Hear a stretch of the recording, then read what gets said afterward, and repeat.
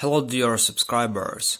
If you don't know how to repost stories in Instagram, this video is for you. So for doing this you just need to open App Store. So just find App Store in your iPhone and just open it. Here you can see it.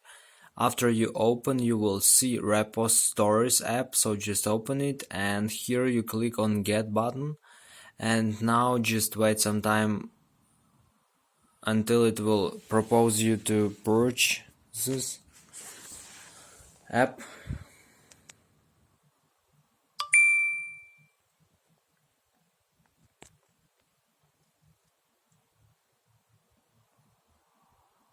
And now just wait until it will successfully download and install this application on your phone, and you will open it. And now you just need to log in into your account Instagram.